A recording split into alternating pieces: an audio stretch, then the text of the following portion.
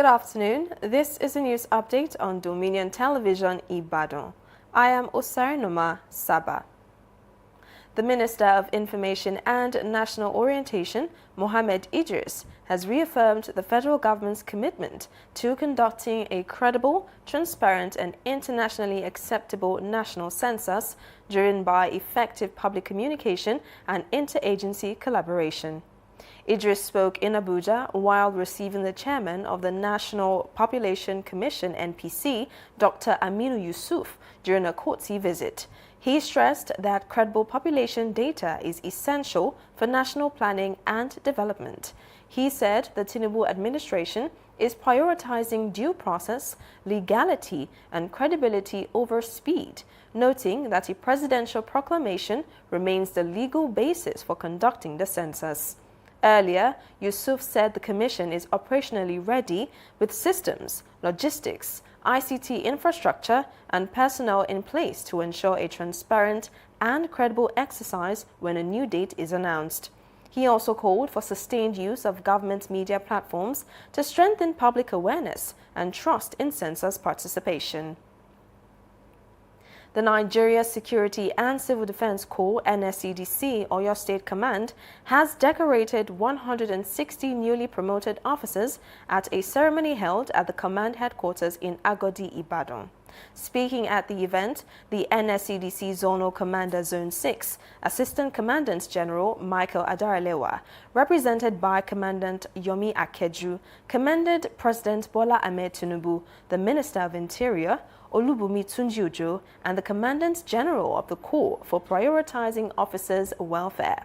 He noted that their interventions have helped resolve long-standing delays in promotions.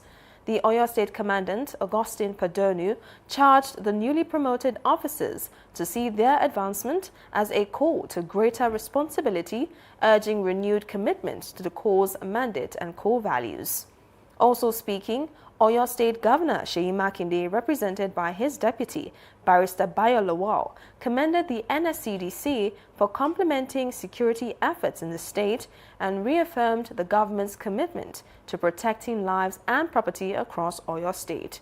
Speaking on behalf of the beneficiaries, the officers expressed gratitude to the management and pledged greater dedication and professionalism. Ogun State Governor Dapo Abiodun has inaugurated the Ladering Professor Wole Soyinka train station road in Abeokuta, announcing plans to commission 20 more roads as part of activities marking the state's 50th anniversary. At the event, Abiodun said work was progressing steadily on the 100-kilometer Shagamu interchange Papalanto-Opele Road, describing it as a vital east-west route that will ease movement across the state. He explained that the road will provide an alternative route for motorists, reduce traffic through Abeokuta, and boost commercial activities along the corridor.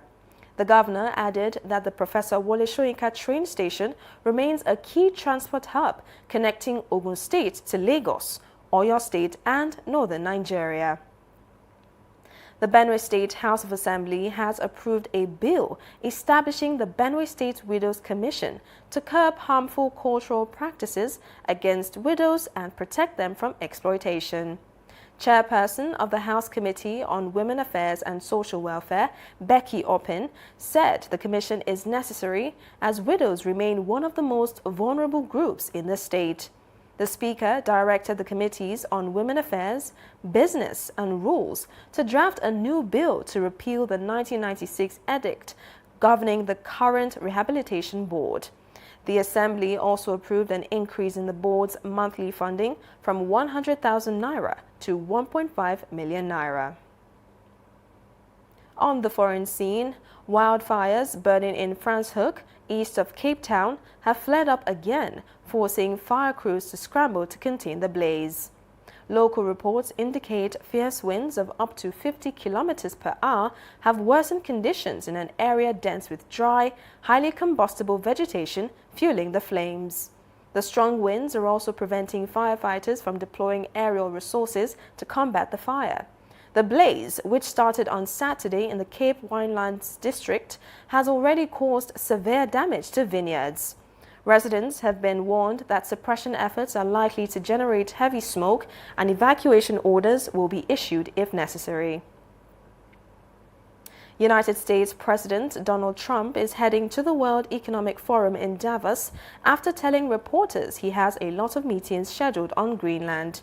His trip was briefly delayed when Air Force One was forced to turn back due to a minor electrical issue. As Trump prepares to meet world leaders, there are signs that many are ready to push back against his agenda. Trump has threatened to impose 10% tariffs on all goods imported from 8 European countries from February 1st if they oppose his proposed takeover of Greenland. A South Korean court has sentenced former Prime Minister Han Duck-soo to 23 years in prison on charges that include playing a key role in an insurrection linked to former President Yoon Suk-yeol's declaration of martial law in December 2024. The Seoul Central District Court found Han guilty, ruling that he was instrumental in creating the appearance of a cabinet meeting that facilitated the declaration of martial law, according to the presiding judge. He was taken into custody immediately following the verdict. Now talking sports, Qatar Stars League side Al Ahly SC has confirmed the signing of former Super Eagles captain William Troost-Ekong. The experienced centre-back joined Al Ahly from Saudi Arabian club Al Khaloud, signing a contract that will keep him at the club until June 2028. Troost-Ekong has been handed his preferred number 5 jersey at his new club. During his time at Al Khaloud, the Nigerian defender made 49 appearances and scored 2 goals, establishing himself as a key figure in their defense.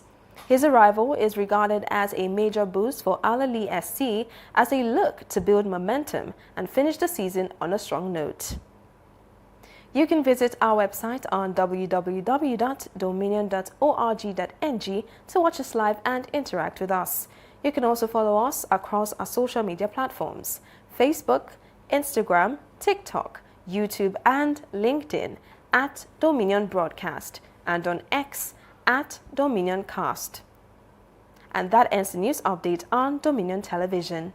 I am Osarinoma Saba. Thank you for listening.